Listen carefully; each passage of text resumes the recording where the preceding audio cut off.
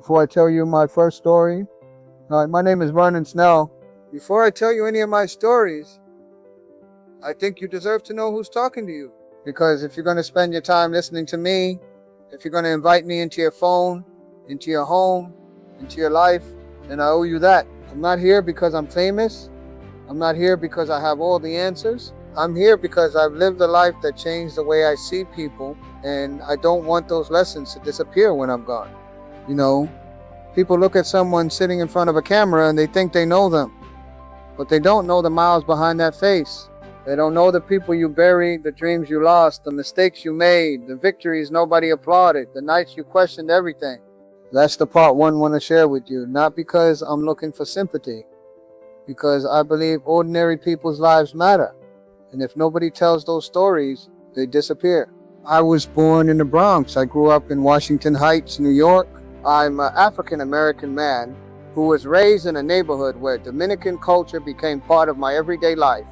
That neighborhood became my first teacher. My education didn't come from books, it came from people, from listening, from watching, from surviving. My formal education ended after the 8th grade. Everything after that, life taught me. I watched neighborhoods change. I watched families struggle. I watched people build businesses. I watched people lose everything. I watched children become adults before they ever had a chance to be children. I lived through years when the war on drugs changed my neighborhood. Not from the outside, from the inside. I wasn't watching it on television. I was living in it. I saw the police. I saw the raids. I saw the investigations. I saw politicians come and go.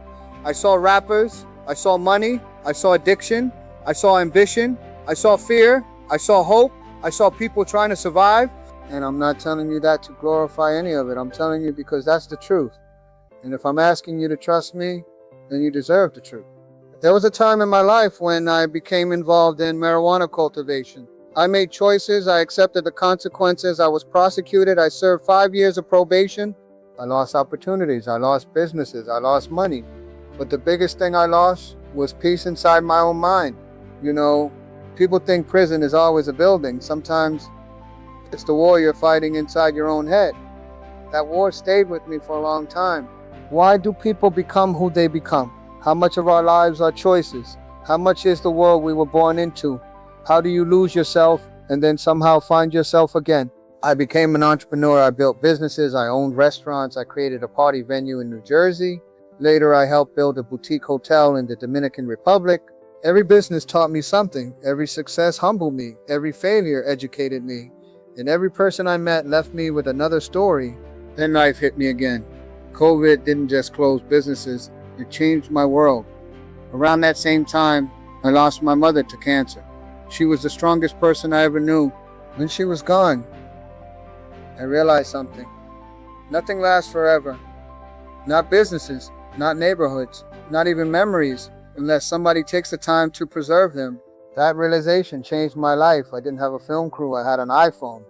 The same iPhone I still use today. So I started recording, writing, saving moments, trying to understand my own life. That's how Poetic Cinema was born. Not from success, not from money, not from comfort, but from grief, reflection, curiosity, and one simple belief that ordinary people deserve to be remembered too.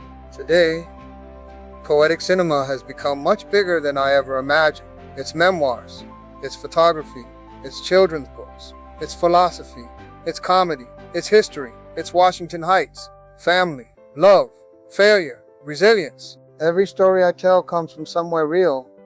Sometimes it's something I lived, sometimes it's something I witnessed. But every story comes from my heart.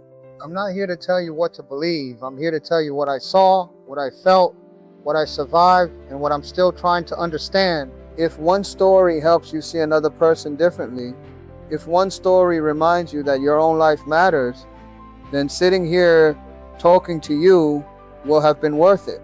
My name is Vernon Snell. Thank you for giving me a few minutes of your life. Now, let me tell you my first story.